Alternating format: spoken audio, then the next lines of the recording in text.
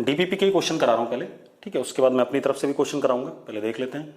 हमारे पास एक क्वेश्चन था, क्वेश्चन नंबर 4 किसी डीपीपी का था, देख लो जरा। उसमें क्या था, magnitude of A cross B is equal to A dot B. किसी बच्चे ने मुझसे पूछा, अब बताना क्या था हमें, एंगल बिटवीन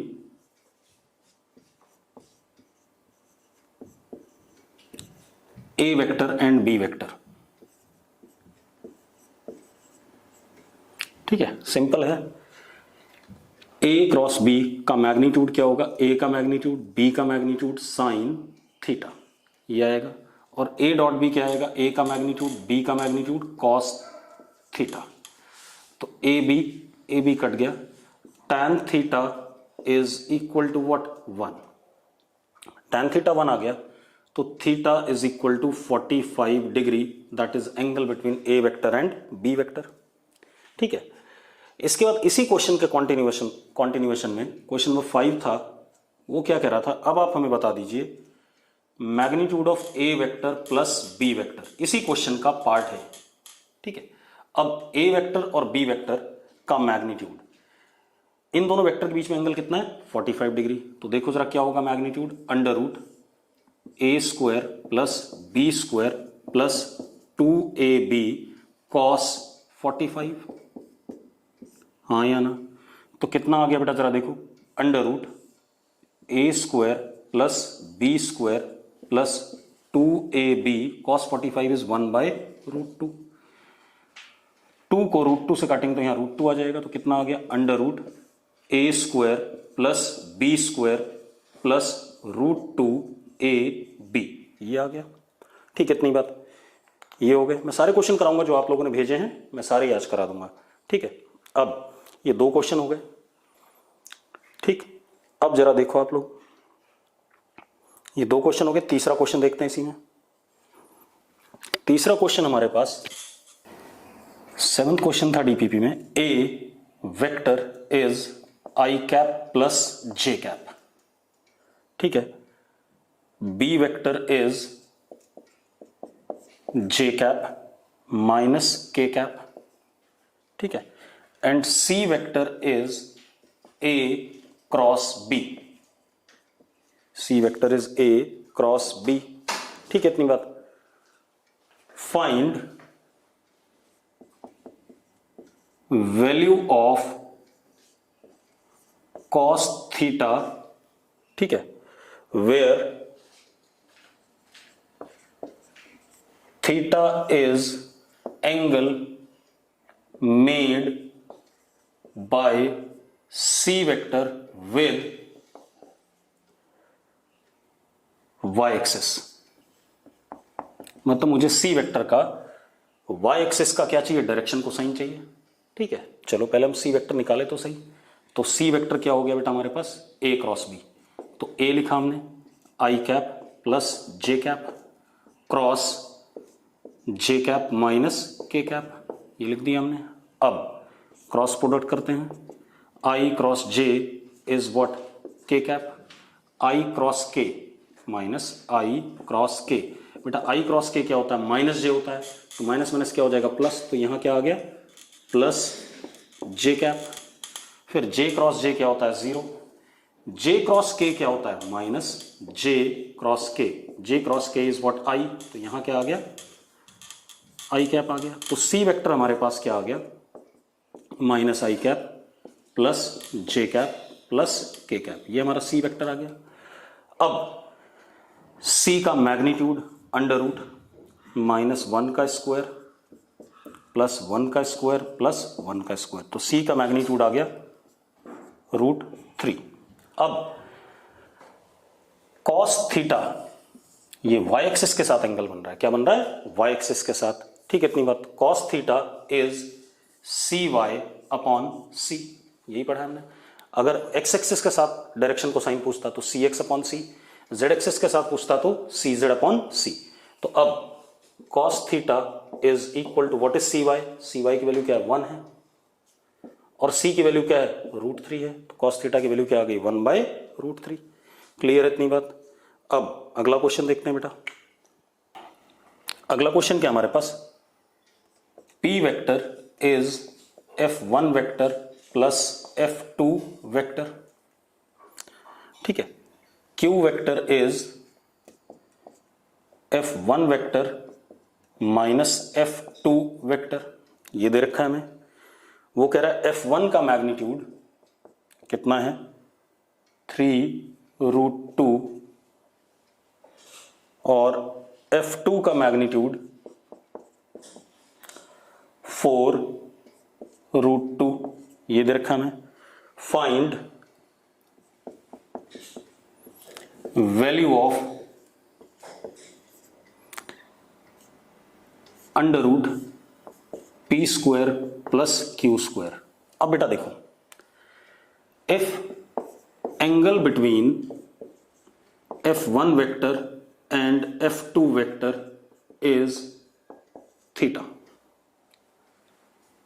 ठीक है, कितना है, थीटा की जगह हम ले लेते हैं बीटा। कितना एंगल है, बीटा है, क्योंकि वो क्यू मैं बार बार लिखता हूं थीटा जैसे लिख जाता है। ठीक है, अब जरा देखो तो P का मैग्नीट्यूड क्या होगा, P is equal to under root F1 square plus F2 square plus 2F1 F2 cos theta, ये आएगा। तो P square is equal to F1 square plus F2 square plus 2F1 F2 cos theta. इसी तरीके से Q का magnitude, Q is equal to, क्योंकि difference है तो under root F1 square plus F2 square minus 2F1 F2 cos theta. जब difference होता था तो यही होता था, क्योंकि एंगल क्या हो जाता है 180 माइनस थीटा हो जाता है। अब Q square is equal to F1 square plus F2 square plus minus 2F1 F2 cos theta. अब अगर मैं इसको 1 और 2 को ऐड कर देता हूं, 1 प्लस 2, तो हमारे पास क्या आया, P square plus Q square is equal to twice F1 square plus F2 square. ठीक है, उसने बोला दोनों साइड अंडर रूट ले दो, क्योंकि under root P square plus Q square चाहिए। तो क्या हो गया, under root P square plus Q square is equal to under root 2F1 square plus F2 square. अब F1 F2 की वैल्यू डाल देते हैं, हमें पता है। तो क्या आ गया बेटा, अंडर रूट 2F1 स्क्वायर, कितना, F1 स्क्वायर इज 9 इंटू 2 कितना 18, F2 square is what 16 into 2 कितना 32, 18 प्लस 32 कितना 50, 50 इंटू 2 कितना 100, 100 का अंडर रूट कितना 10, तो ये कितना आ गया 10 आ गया आसानी से। क्लियर इतनी बात, ये हमारे पास ये आ गया। ठीक है, अगला क्वेश्चन देखो बेटा। अगला क्वेश्चन बहुत सारे लोगों ने पूछा है, सबको डिमांड में है अगला क्वेश्चन, वो भी देख लेते हैं। अगला क्वेश्चन हमारे पास क्या है, हमारे पास A vector plus B vector plus C vector 0 दे रखा है। If A vector plus B vector plus C vector is equal to 0, तो मैं क्या कर सकता हूं, मैं इन तीनों वेक्टर्स को ट्राइंगल की साइड वेक्टर्स मान सकता हूं इन सेम साइक्लिक ऑर्डर, क्योंकि हमने पढ़ा था अगर तीन वेक्टर का सम 0 है तो उनको हम ट्राइंगल की क्या मान सकते हैं, साइड्स मान सकते हैं इन सेम साइक्लिक ऑर्डर। ठीक है, इतनी बात। तो जरा देखो, ये हमारे पास A वेक्टर हो गया,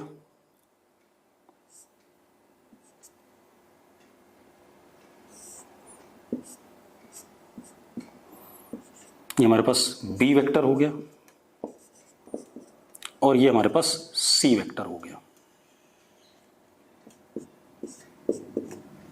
ठीक है, उसने एक और चीज दे रखी है, A और B के बीच में angle, angle between A vector and B vector is 150 degree.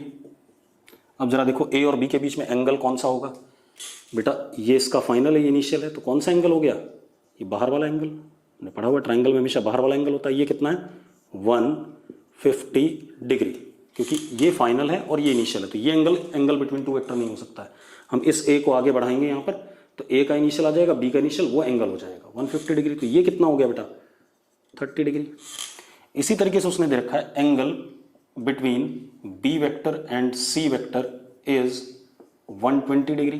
तो जरा देखते हैं, ये बी वेक्टर है, इसको आगे प्रोड्यूस करेंगे तो बी का इनिशियल हो जाएगा और ये सी का इनिशियल है, तो ये एंगल कितना दे रखा हमें 120 डिग्री।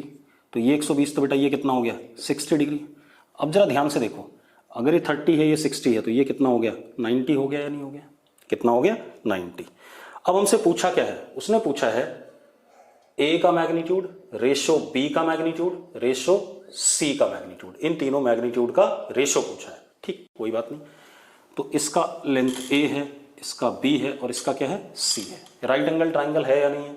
अब जरा देखो, अब अगर ये राइट एंगल ट्राइंगल है तो cos 30 is what base upon hypotenuse, तो cos 30 is what a upon b। तो आप क्या लिख सकते हो, √3/2 b is equal to what a लिख सकते हो या नहीं। इसी तरीके से sin 30 is perpendicular upon hypotenuse, तो कितना हो गया बेटा perpendicular is what c upon b। तो c को लिख सकते हो आप b/2 क्योंकि sin 30 की वैल्यू 1/2। चलो अब यहां देखते हैं, a को हमने लिखा कितना √3b/2 is to b is to b/2 ऐसा लिख दिया हमने। अब आप b को गायब कर दो तो क्या हो गया √3/2 इज टू 1 इज टू 1/2, 2 से मल्टीप्लाई कर दो तो √3 इज टू 2 इज टू 1, ये रेशो आ गया हमारा ए के मैग्नीट्यूड का, बी के मैग्नीट्यूड का और सी के मैग्नीट्यूड का। क्लियर इतनी बात। अगला क्वेश्चन देखते हैं बेटा, क्लियर है आप चैट बॉक्स में एक बार लिख दो ये वाला क्वेश्चन क्लियर है कि नहीं है। क्वेश्चन क्लियर कर देते हैं, कोई दिक्कत नहीं। देखो हमें क्वेश्चन क्या गिवन है, A vector plus B vector plus C vector is equal to 0। ठीक है, A vector plus B vector plus C vector is equal to 0। अगर ये तीनों वेक्टर का सम 0 है, ठीक है इतनी बात। हाँ, पाइथागोरस का ट्रिपलेट कह सकते हैं, उससे पहले सुन लो, पहले ये आया क्यों पाइथागोरस वो चेक कर लें पहले ना। ठीक है, अब ए वेक्टर और बी वेक्टर और सी वेक्टर का सम क्या है 0 है। अगर इन तीनों वेक्टर का सम 0 है तो these 3 can be considered as sides of triangle in same cyclic order. ठीक है, इतनी बात कर लिया हमने, सेम साइक्लिक ऑर्डर में इन तीनों को साइड्स ले लिया। अब हमें दिया हुआ ए और बी के बीच में एंगल 150 है। बेटा ए वेक्टर है और ये बी वेक्टर है, तो ये एंगल तो हो नहीं सकता है। क्यों? क्योंकि ये फाइनल और ये इनिशियल है। तो कौन सा एंगल होगा? अगर मैं इस ए को आगे बढ़ा के यहां बनाऊं तो ए का इनिशियल बी का इनिशियल, तो ये 150 एंगल आ गया ए और बी के बीच में। इसी तरीके से बी और सी के बीच में कितना एंगल दे रखा है 120 दे रखा है, ये आ गया, ये 120 आ गया। ठीक है, इतनी बात। अब जरा देखो, ये 120 आ गया तो ये कितना बन गया 60। अब ये 60 ये 30, तो ये राइट एंगल ट्राइंगल बन गया कि नहीं बन गया। जब मुझे राइट एंगल ट्राइंगल दिख गया तो बहुत आसान है। अगर ये राइट एंगल ट्राइंगल दिखता है, इसकी लेंथ ए है, इसकी बी है, इसकी सी है, this is base, this is hypotenuse, this is perpendicular. तो मैंने क्या करा, cos 30 is what a upon b, तो a को लिख दिया √3/2b। sin 30 is what c upon b, तो c को लिखा b/2 लिख दिया हमने। अब a is to b is to c चाहिए था, a की वैल्यू मैंने b के टर्म में लिखी, b is b and c की वैल्यू b के टर्म में लिखी, b गायब कर दिया मैंने, रेशो हटा दिया, b हट गया, फिर मैंने 2 से मल्टीप्लाई कर दिया, रिजल्ट आ गया हमारे पास। अब मुझे बताओ कितने लोगों को ये क्लियर। अगला क्वेश्चन क्या है,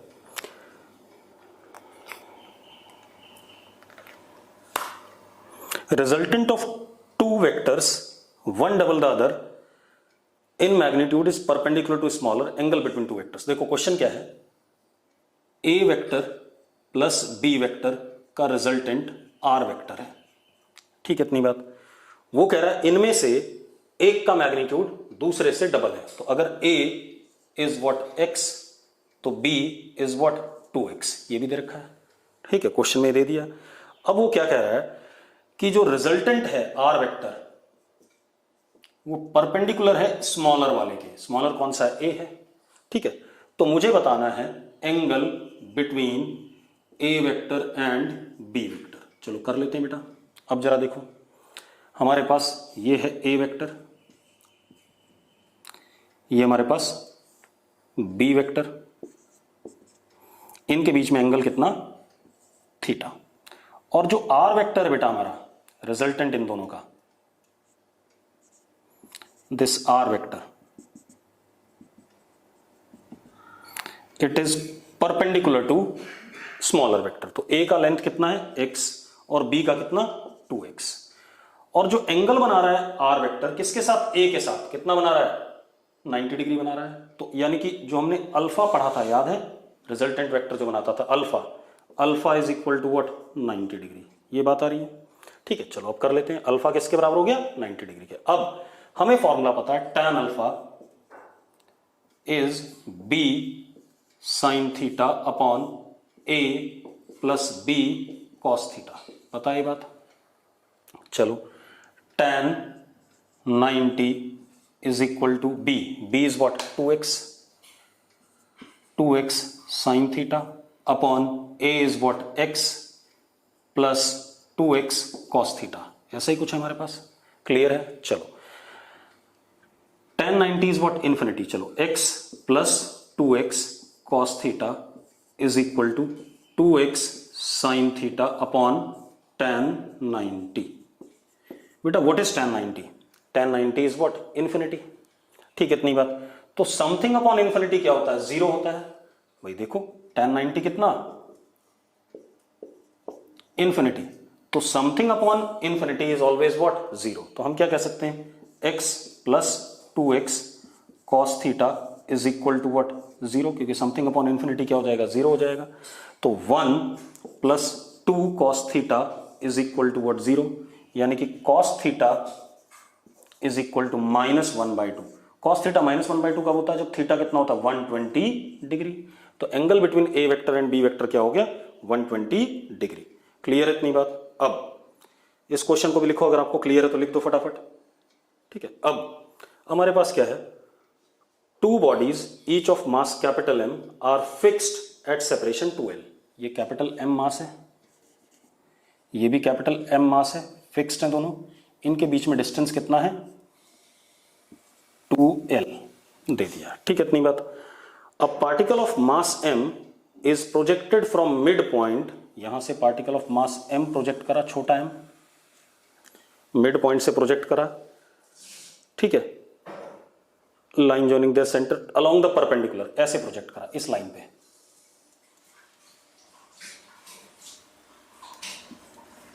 ऐसे ऊपर की तरफ। ठीक है, इस लाइन पे हमने ऊपर की तरफ इसे प्रोजेक्ट करा। ठीक है, अब वो क्या कह रहा है, when m is at distance √2l, जब ये डिस्टेंस कितना होता है √2l। ठीक है, इतनी बात। ग्रेविटेशनल फोर्स ऑन दिस, जब ये यहां पहुंच जाता है बेटा, यहां से हमने प्रोजेक्ट करा था, यहां पहुंच जाता है, उस मोमेंट पे gravitational force, total gravitational force is कितना, gravitational force of interaction, gravitational force between छोटा m एंड बड़ा M इज हाउ मच 10√2।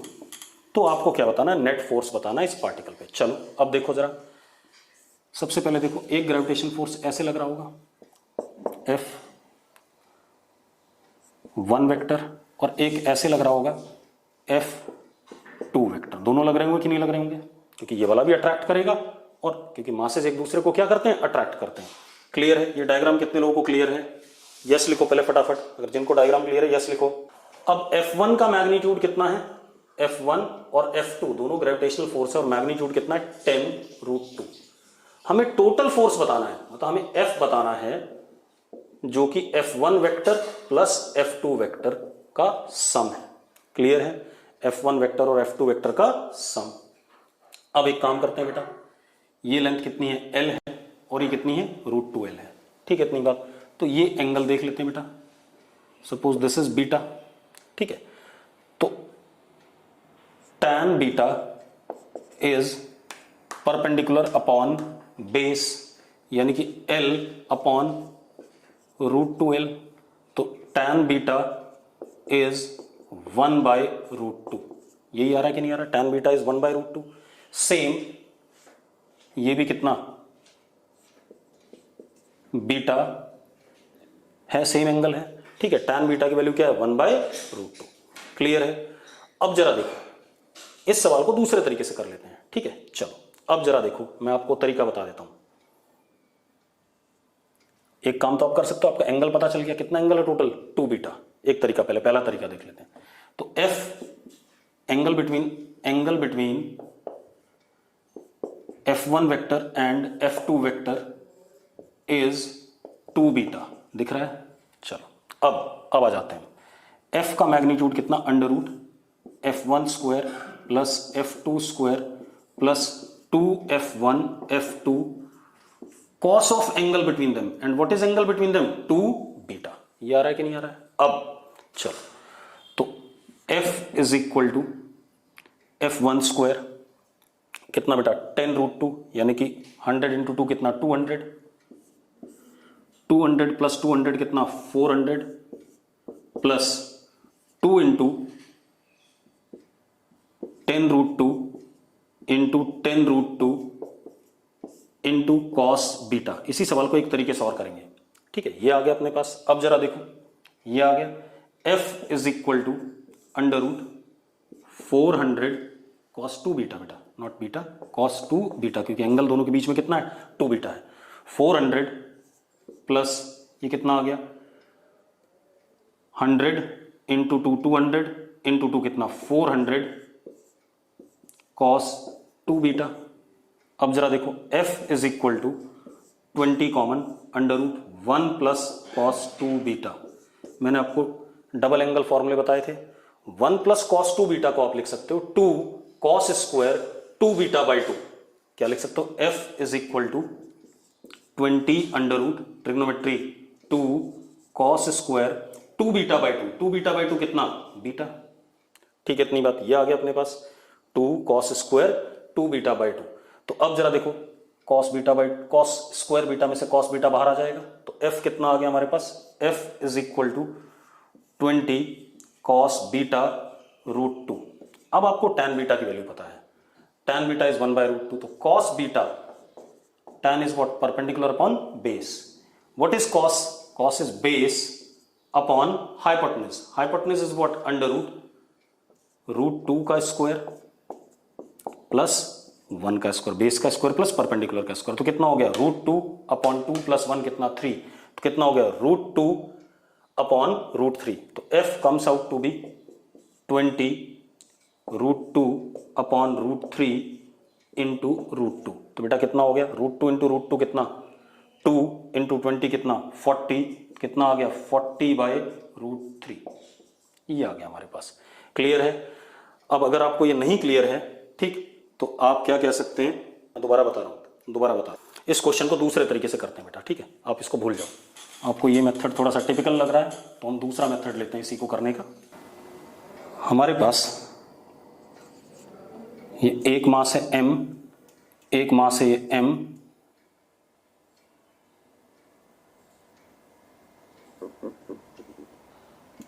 ये डिस्टेंस रूट 2 L, ये L, ये L, यहां पे M।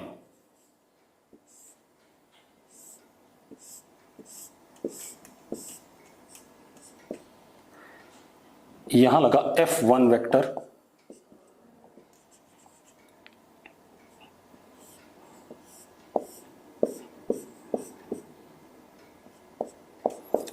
F2 वेक्टर, ये एंगल थीटा मान लिया, ये एंगल भी थीटा मान लिया, ठीक है। इतनी बात। हमें दे रखा है F1 is equal to F2 is equal to कितना बेटा, 10 रूट 2। आपको एक चीज याद होगी, मैंने कहा था अगर दोनों फोर्सेस बराबर मैग्नीट्यूड के होते हैं तो जो रिजल्टेंट आता है किस पे आता है, एंगल बाइसेक्टर पे। तो रिजल्टेंट फोर्स तो ऐसा आएगा F। मैंने कराया था जब मैंने parallelogram law of vector addition कराया था, मैंने कहा था अगर दोनों वेक्टर बराबर मैग्नीट्यूड के होते हैं तो जो डायगोनल आता है किस पे आता है, एंगल बाइसेक्टर पे।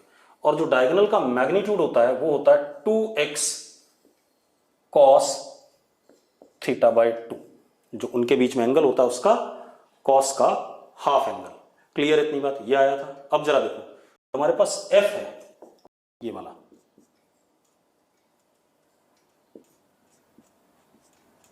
That is F1 plus F2, यही है या नहीं है, F1 प्लस F2, ठीक है, तो अब जो क्योंकि दोनों बराबर हैं, तो जो f का मैग्नीट्यूड आएगा वो आएगा 2, किसी भी f का मैग्नीट्यूड कितना, into 10√2 into cos of this angle, ये एंगल कितना इनके बीच में टोटल 2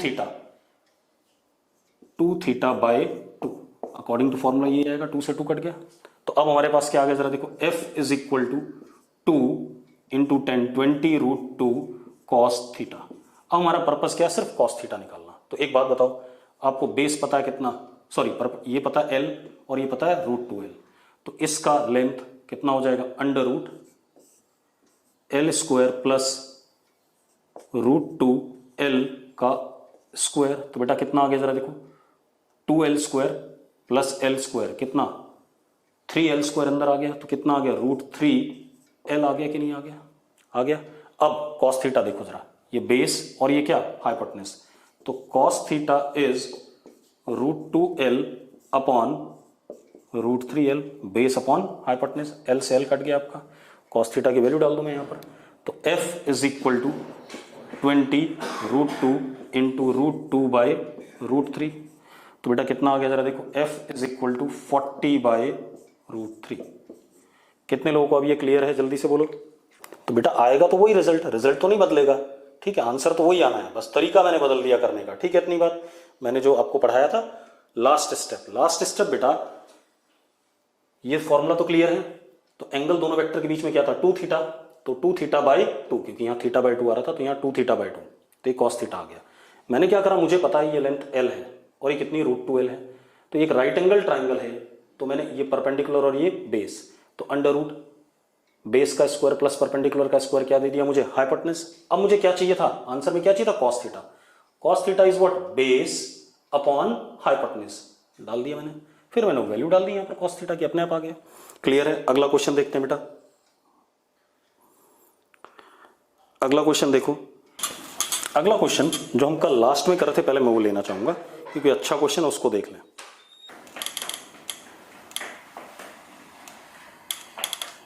हमारे पास एक ये फोर्स है F3 वेक्टर, इसका मैग्नीट्यूड है, चलो मैं इधर बना देता हूं साइड में क्योंकि मुझे बहुत सारा करना है इसमें। F3 वेक्टर और इसका मैग्नीट्यूड F3 का 10। दूसरा हमारे पास है ये F1 वेक्टर और F1 का मैग्नीट्यूड है 4, ठीक है, और ये एंगल हमें दे दिया गया 45 डिग्री। क्लियर है। ये तीसरा हमारे पास है F2 वेक्टर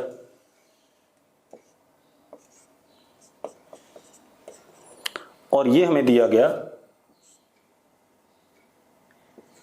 थीटा एंगल, तो ये अपने आप कितना हो गया, 180 माइनस थीटा हो गया, कोई बात नहीं, ये हमारे पास है, ठीक है। F2 का मैग्नीट्यूड मुझे नहीं पता है, मुझसे पूछा क्या गया, क्या कहा गया, इफ, चलो इसका मैग्नीट्यूड हमने F2 मान लिया। इफ इक्विलिब्रियम का मतलब होता है बेटा कि सारे फोर्सेस का सम क्या, 0, F1 plus F2 plus F3 का वेक्टर सम 0। अब एक तरीका तो ये है कि हम इसको क्या कर सकते थे, ट्राइंगल्स की साइड्स मान लेते इन सेम साइक्लिक ऑर्डर।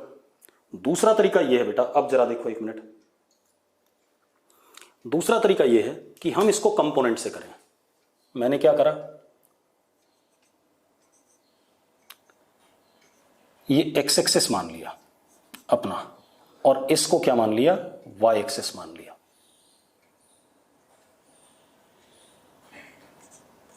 ठीक है, कोई दिक्कत नहीं इसमें। अब जरा देखते हैं, दिस इज एक्स एक्सिस, इसको ध्यान से समझना क्योंकि ये क्वेश्चन मैं और भी तरीके से कर सकता था, लेकिन मैं इसी तरीके से जानबूझ के कर रहा हूं। दिस इज वाई एक्सिस,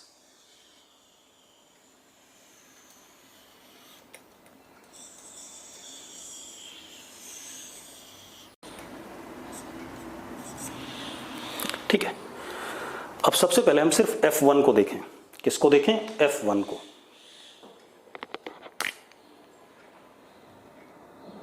ये हमारे पास F1 वेक्टर है।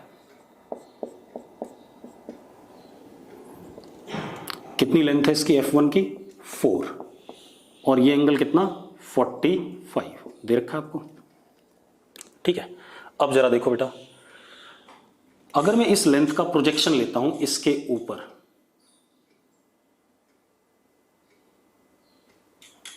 तो ये एंगल कितना होगा? 45। दिस वुड बी, ये लेंथ, ये वाली लेंथ कितनी होगी? F1x। कितनी होगी? F1x। अब जरा मुझे बताओ F1x कितना? F1x, देखो आप ट्रिग्नोमेट्री भी यूज कर सकते हो। मैंने यहां परपेंडिकुलर ड्रॉप किया है, करा है कि नहीं करा है? अब अगर मैंने यहां परपेंडिकुलर ड्रॉप करा है तो ये लेंथ हो गई बेस और ये क्या हो गया? हाइपोटेनस। तो सीधे हम F1x के लिए, F1x is base and F1 is what? Hypotenuse, is equal to what? cos 45। तो F1x is equal to F1 cos 45। F1 is 4 और cos 45 इज व्हाट? 1/√2। तो F1x आ गया हमारे पास 4/√2, यानी कि 2√2 F1x आ गया। इसी तरीके से अब F1y, ये हो गया हमारे पास प्रोजेक्शन इसका, ये परपेंडिकुलर है, ये आ गया F1y। थोड़ा सा टाइम लगेगा आपको इस सवाल को करने में, ठीक है, इतनी बात। अब जरा देखो, ये हमारे पास आ गया F1y। अगेन देखो, अब ये भी एक राइट एंगल ट्राइंगल है, तो ये क्या हो गया? बेस, और ये क्या हो गया? हाइपोटेनस। तो again F1y upon F1 base upon hypotenuse is what? cos 45। इस वाले ट्राइंगल को देखो, इस वाले ट्राइंगल में ये हाइपोटेनस और ये बेस, ठीक है। तो again F1y is F1 cos 45। तो F1y इज इक्वल टू 4/√2, यानी कि 2√2। बेटा आपने कंपोनेंट ले लिया, तो ये हो गया 2√2, ये भी हो गया कितना? 2√2। अब इस फोर्स का कोई काम नहीं है क्योंकि इसके हमने दोनों कंपोनेंट ले लिए। क्लियर? इसको गायब कर दो आप। तो F1y, ब्लैक वाला, इतनी लेंथ, ये F1y इज 2√2, और ये ब्लैक वाला F1x कितना? 2√2 बना दिया हमने, ठीक है। F3 नीचे की तरफ है, कितना है बेटा? F3 नीचे की तरफ है और कितना है? 10 है। This is F3 length and it is 10। Clear? अब आ जाए हम F2 पे। F2 को देखते हैं बेटा।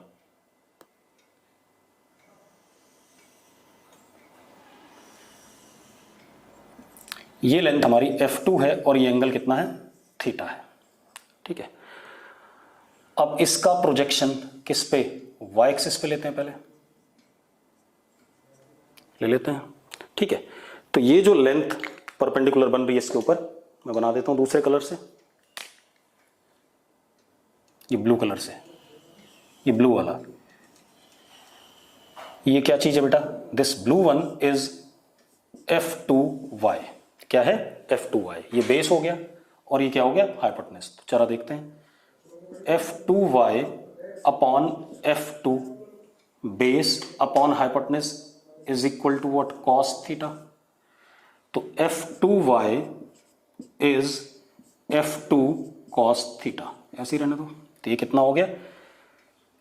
F2 cos थीटा, ये आ गया अपने पास। क्लियर है? अब इधर परपेंडिकुलर ड्रॉप करें बेटा।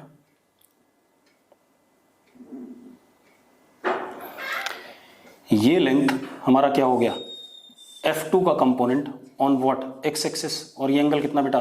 90 माइनस थीटा, ठीक है, इतनी बात। अब जरा देखो, अब क्या कहानी है? ये बेस और ये अगेन क्या? हाइपोटेनस, और एंगल कितना? 90 माइनस थीटा। तो cos 90 minus theta is equal to F2x base upon hypotenuse. अब ये कितना होता है? साइन थीटा होता है। तो F2x is F2 sine theta. तो ये कितना हो गया? F2 sine theta. ये कहानी आ गई, इतना बना लिया। अब हमें F2 की भी जरूरत नहीं है क्योंकि F2 के भी हमने कंपोनेंट ले लिए बेटा। ये ठीक है। अब मैं डायग्राम दूसरा बनाना चाहूंगा, इतना बन गया। अब थोड़ा सा डायग्राम और बदलते हैं, मिटा दूं इसे, इधर मिटाना पड़ेगा मुझे। अगर मिटाने की इजाजत है तो मिटा देता हूं क्योंकि आपको रिकॉर्डेड लेक्चर तो मिल ही जाएगा। अब मैं बाकी सब मिटा दूंगा, सिर्फ इस डायग्राम को रहने दूंगा, ठीक है। अब जरा देखो, आप और भी तरीका है इसको सॉल्व करने का, लेकिन मैं आपको लंबे मेथड से जानबूझ के ले जा रहा हूं ताकि आपको क्लियर हो जाए क्या कहानी है। अब जरा देखो, इधर की तरफ इस पार्टिकल पे फोर्स 2√2 लग रहा है, इधर की तरफ F2 साइन थीटा लग रहा है, इधर की तरफ 2√2 प्लस F2 कॉस थीटा लग रहा है ऊपर की तरफ, और नीचे क्या लग रहा है 10 लग रहा है, ठीक है। इतनी बात।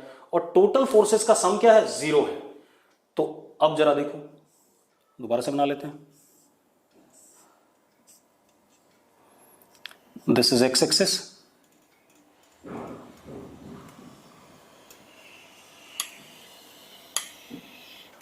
This is Y axis. अब इधर की तरफ फोर्स है F1x दैट इज 2√2, इधर की तरफ है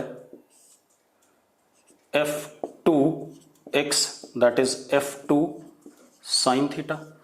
ऊपर की तरफ जो फोर्स है वो इन दोनों का सम है क्योंकि सेम डायरेक्शन में दोनों ऐड हो जाएंगे।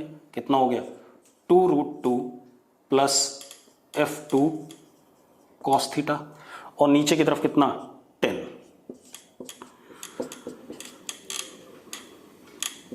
अब मजेदार बात, अगर ये पॉइंट रेस्ट पे है तो आगे वाला फोर्स बराबर पीछे वाला फोर्स, ऊपर वाला फोर्स बराबर नीचे वाला फोर्स। अगर ये पॉइंट रेस्ट पे है तो जितना फोर्स आगे लग रहा है उतना ही पीछे लगना चाहिए, तो ये मूव नहीं कर पाएगा आगे पीछे।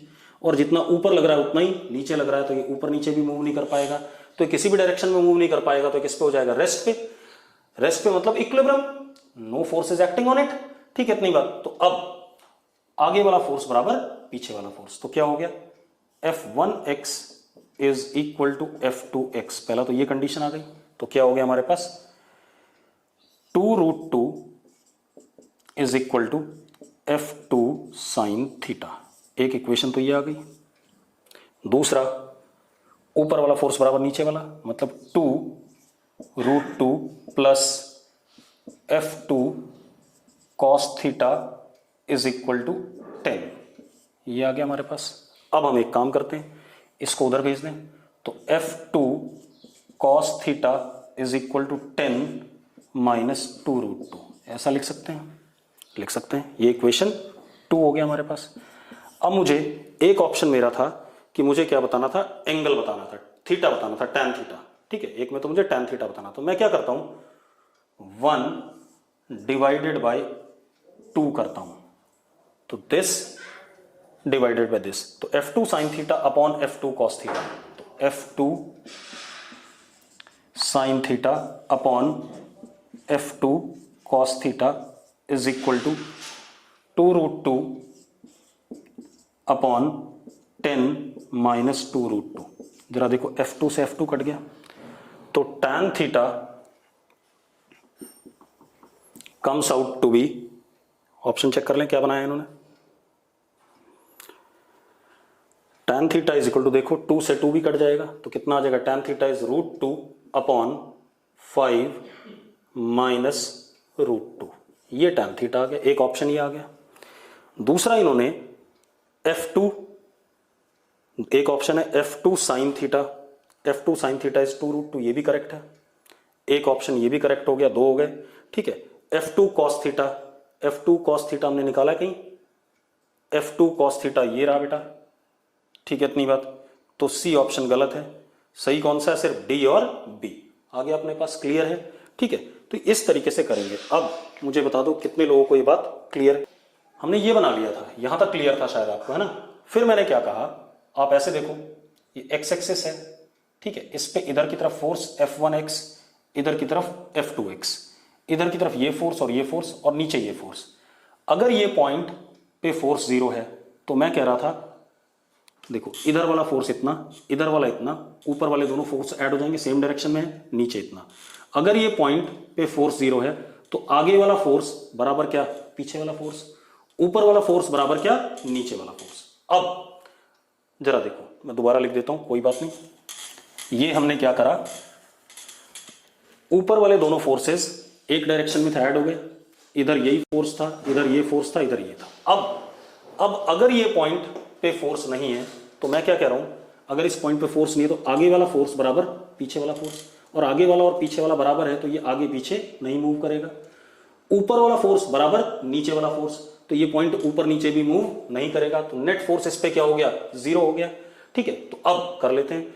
तो इस पॉइंट पे मैं क्या कह रहा हूं, इधर वाला फोर्स इधर वाले के बराबर, इधर वाला फोर्स इधर वाले के बराबर। अगर ऐसा है तो ऑब्वियस सी बात है, अपने आप इस पॉइंट पे नेट फोर्स क्या हो गया, जीरो। और यही रिक्वायरमेंट थी हमारी कि इस पॉइंट पे नेट फोर्स क्या होना चाहिए, जीरो। तो चलो कर लेते हैं। अब क्या कहानी बेटा, F1x इधर वाला फोर्स बराबर उधर वाला, F1x is equal to F2x। तो यहां से क्या मिला हमें, F1x 2√2 is equal to F2 sine theta. मिल गया कि नहीं मिल गया, एक इक्वेशन। दूसरा, नीचे वाला फोर्स बराबर ऊपर वाला फोर्स, तो नीचे वाला कितना बेटा, 10 is equal to 2√2 plus F2 cos theta. तो जरा देखो, 10 minus 2√2 is equal to F2 cos theta. यार अपने पास सेकंड इक्वेशन। अब मुझे, अगर मैं 1 डिवाइडेड बाई 2 करूं, 1 डिवाइडेड बाई 2 कर दूं, ठीक है, इतनी बात, दिस डिवाइडेड बाय दिस, तो क्या हो जाएगा जरा देखो, F2 sine theta upon F2 cos theta is equal to 2√2 upon 10 minus 2√2। ये आ जाएगा, F2 से F2 कट रहा है कि नहीं कट रहा है हमारे पास, तो क्या आ गया, tan theta is equal to 2 से कट जाएगा, तो कितना आ जाएगा, √2 अपॉन 5 माइनस √2। अब अपने ऑप्शन देखो, पहला ऑप्शन गलत है, दूसरा option F2 sine theta is equal to 2√2 correct है दूसरा ऑप्शन। तीसरा option F2 cos theta is 2√2, नहीं गलत बात है। चौथा option tan theta is √2 upon 5, चौथा भी गलत है बेटा, क्योंकि चौथे में भी ऐसा नहीं आ रहा है। यहाँ पे एक बार रेशनलाइज करके देख लो, क्या पता आ रहा हूं, नहीं रहने दो, ठीक है। तो आप चेक कर लो कौन कौन से आंसर आपके करेक्ट है, ठीक है, इतनी बात। अब और क्वेश्चन देखते हैं बेटा, ठीक है, इतना हो गया हमारे पास। अब एक और क्वेश्चन भेजा किसी बच्चे ने, ये क्लियर है। अब आ जाओ हम राइट हैंड स्क्रू रूल की बात कर लें। किसी बच्चे का बड़ा डिमांड है कि राइट हैंड स्क्रू रूल समझा दो मुझे, तो समझा देते हैं बेटा दोबारा से। इस टाइप के क्वेश्चन आज आपको डीपीपी में और दे दिए जाएंगे, ठीक है, आप उनको करेंगे और शॉर्टकट भी मैं बताऊंगा। शॉर्टकट कब बताऊंगा, जब मैं डीपीपी का सॉल्यूशन दूंगा, ठीक है, इतनी बात। तो अभी तो मैंने आपको प्रॉपर तरीके से कराया है, शॉर्टकट आपको डीपीपी के सॉल्यूशन में दे दिया जाएगा, ठीक। अब राइट हैंड स्क्रू रूल बेटा, जैसे ये ए वेक्टर है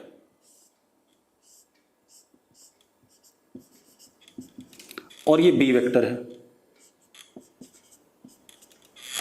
इनके बीच में एंगल ये थीटा है, ठीक है, इतनी बात। अब मुझसे कहा गया ए क्रॉस बी वेक्टर आपने बताना है, let it be C vector. तो ए क्रॉस बी का मैग्नीट्यूड या सी वेक्टर का मैग्नीट्यूड होता है A B sine theta. Magnitude में तो कोई दिक्कत नहीं है, magnitude of A, magnitude of B and sine of angle between them. अब आ जाए डायरेक्शन पे। डायरेक्शन देखो बेटा, जो पहला वेक्टर लिखा हुआ है क्रॉस प्रोडक्ट में, उसकी तरफ अपना राइट हैंड पाम रखेंगे ऐसे, ठीक है, और उस राइट हैंड पाम को की उंगलियों को आप घुमाएंगे किसकी तरफ, बी की तरफ। किसकी तरफ, दूसरे वाले वेक्टर की तरफ। तो अंगूठा किधर आ रहा है आपका, बाहर आ रहा है। तो ये जो सी वेक्टर है उसका जो डायरेक्शन है सी कैप, वो किधर की तरफ आ रहा है, बाहर की तरफ आ रहा है। तो कैसा हो गया, ये मैग्नीट्यूड हो गया और इसका डायरेक्शन सी कैप कैसा, डॉट। मैं दोबारा बता देता हूं, देखो एक मिनट, ये ब्लू वाला हमारा ए वेक्टर है, ब्लैक वाला क्या है, बी वेक्टर है, ठीक है, इतनी बात। अब ब्लू वाले की तरफ आपने क्या रखा, ए वेक्टर की तरफ राइट हैंड पाम रखा और उसको घुमाया किसकी तरफ, बी की तरफ, ब्लैक वाले की तरफ, ठीक है, इतनी बात। अंगूठा किधर जा रहा है आपका, बाहर की तरफ। तो आपका जो रिजल्टेंट वेक्टर है किधर की तरफ डायरेक्टेड है, बाहर की तरफ। यही हमारा क्या है, क्रॉस प्रोडक्ट के डायरेक्शन का रूल है। अगर बी क्रॉस ए होता तो बी की तरफ मैं राइट हैंड पाम रखता और किसकी तरफ घुमाता, ए की तरफ। तो अंगूठा किधर आ रहा है, अंदर आ रहा है, तो अंदर की तरफ क्या हो जाता, माइनस सी कैप, क्योंकि बाहर की तरफ हमने क्या लिया, प्लस सी कैप। क्लियर है। तो this is simply what, right hand screw rule, ठीक है। अब अब एक बच्चे ने क्वेश्चन पूछा मुझसे कि एक पार्टिकल